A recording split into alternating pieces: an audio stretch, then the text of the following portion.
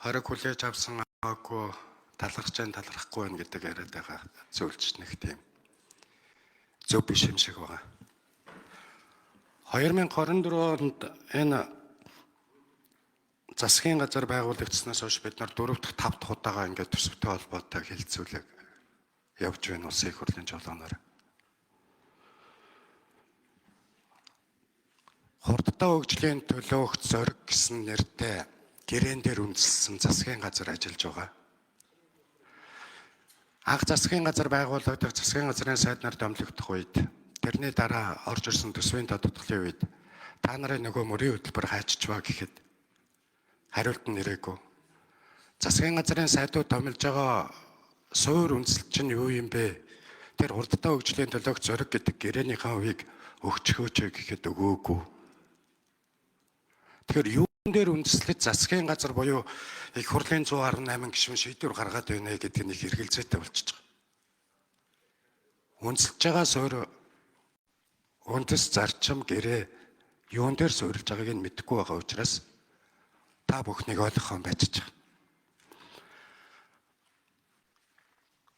Зориг гэдэг бол олонх дотор нуугдаж байхыг зориг гэж хэлэхгүй. Цөөнх дотор ил гараа зогсож байхыг илүү зориг гэнэ. 3 нам бол ард түмэнд амласан мөрийн хөтөлбөрөөс ухарлаа гэдгээ бол энэ дахиж орж ирж байгаа төсвөрөө дахиад нотолж байгаа шүү. 3 намын мөрийн хөтөлбөр дээр дотоодын нийт бүтээгдэхүүн эзлэх төсвийн зохистой хэмжээ 25% дотор багтана гэж гурвууланд нь байж байгаа. Төсвийн хүрээний мэдээлэл төсвийн төсөөлөлт энэ 26-27 онд 33% байхаар л тавьж байгаа шүү. Дотоодын нийт бүтээгдэхүүн өсөх хэмжээгээр тэр 25% төсвийнхэн зардал нь орж ирэх тухай огт ойлголт алга.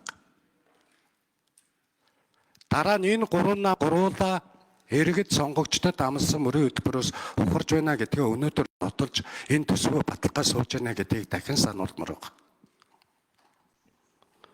Мөн дээр засгийн газар ашиг олдог биш, иргэд нь ашиг олдог. Засгийн газар буюу татвараа авч тэрийг хэрэгтэй зөвлөлтөнд зардаг, хяналттай зөв захиран зарцуулдаг. Энэ чиглэл рүүгээ явах хэрэгтэй. 120 гаруй аж ахуй нэгж байна гэж 40 гаруй ашигтай бусд нь ашиггүй ажилдаг, алдагдал үйлдвэрлэдэг гэж байна.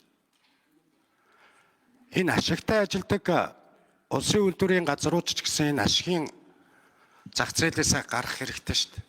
Иргэд сонгогчд нь иргэд нь ашиг болж засгийн газар нь татвараа авдаг. Энэ суур зарчим руугаа шилжихгүйгээр ашиггүйгийн татан болгоно ашигтайг нь бид нар улам төгөлдржүүлнэ, илүү их ашиг олно, иргэдтэйгээ ашигаар өрсөлдөнө гэдэг ийм бодлоготой явж ээж бодохгүй.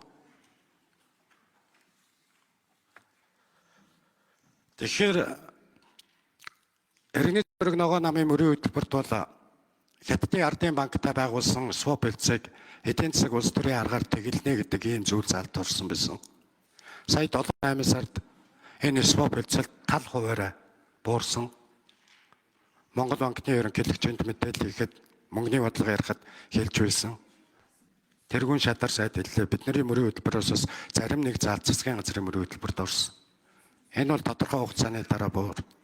Тийм болохоор 118-ыг бүрдүүлж байгаа намууд 24 оны сонгуульд орсон мөрийн хөтөлбөрөөс ухарж байна гэдгээ нотолж байна гэдэг дээрээ бас хэлмээр байгаа. Үгүй бид нар өөрчлөх гэж байгаа мó үгүй мөн гэдэг.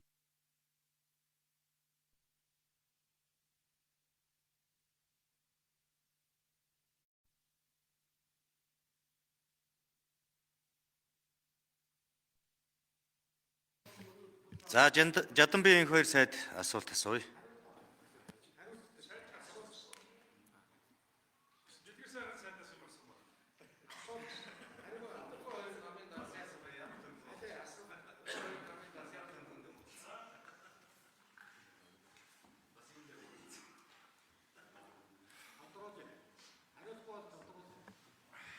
За Батбат гишүүн тодруулж асууя. Одоо энэ хариулахгүй байхаар одоо хариулж өгөөч гэдэг тодруулахаа эхлээд хэлж. 3 намын дарга юм уу нэг бол тэр бүлгийн дарга нар нь байгаа шүү дээ. Мөрийн хөтөлбөртөө бүгдээрээ 25% дотор барин 23%, 20% барин гэж орж ирсэн шүү. Хурдтай хөгжлийн төлөөх зориг гэдэг нэртэй тэр гэрээгөө өгчих гэхээр өгөхгүй буугаад байгаа шүү дээ. Засгийн газар сайдууд томилогдох байгуулагдах чинь улс орны асуудал шүү дээ. Хов хүмүүсийн орондох гэрээний 8-ны асуудал биш шүү дээ. Дараа нь олон дотор нуугдаад энэ бид гурав хамт байсан учраас мөрийн хөтөлбөрөө хийгээгүй гэдэг зүйлээ өнөөдөр хариулаад өгч л гэж байгаа шүү дээ. Нэг бол тэр 25% барих юм уу? Төсвийн төсөөлөл дээр бол 27 онд 33% гэж байгаа шүү дээ. Энд чинь 25 дээр очихгүй юм уу? За тэргүүн шийдвэр сайд ганц төмөр сайд хариулъя. За тэгэхээр бид нар бол одоо юу гэдэг намын дарга нарын нэг бол улс төрийн мэтгэлцээ бол энд яваагүй. Энд бол яг парламент өөрөө эх оны төсвийн хүрээнийхээ мэдээллийг ярьж байгаа. Яг ингээд талцгаараа улс төржөөд нэг иймэрл юм яриад байдаг учраас л бид нар улс төржихгүйгээр хөгжлийн төлөө зориг гаргаж байгаа маа. Муу хилэгдэх, тэр яллагдах, тэр ир зоригийг л бид нар гаргая гэж. Хамгийн гол бол дотоодын нийт бүтээгдэхүүний нэг хүнд оногддог хэмжээг $10,000 хүргэнэ. Тэхийн тулд бол улс төржилтийг хоошоо тавинаа. Энэ үгэндээ бол байгаа. Бидэнд дахиад хэлэхэд бууж өгдөггүй зориг бас байгаа. Бид бол бууж өгөхгүй. Тэм учраас бол бидний ажлыг тэрнгүү 4 жилийн дараа ард түмэнд өгнэ. Тэр үед бид нар харин нэг хүнд оногдог дотоодын нийт бүтээгдэхүүнээ $10,000 хүргээгүй байвал Батбаатар дарга бидний амыг асуух хэрэгтэй. Тэм учраас бол энэ Монгол орны эрх ашиг нэгдүгээр юм а гэж ингэж хамтарсан засгийн газрын гэрээ хийсэн. Тэр бол тийм танаас нуугаад байх юм байхгүй. Нээлттэй. Тэр гэрээн дээр үндэссэн засгийн газрын мөрийн хөтөлбөрийг бид нар их хурлд өргөн барьсан. Тэр бол нээлттэй. Энд бол намуудын мөрийн хөтөлбөрийн 70-80% нь бол бүрэн шингэсэн. Энийг бид нар ажил хэрэг болгоно. Энэ дээр бол эргэлзэх зүйл алга байна.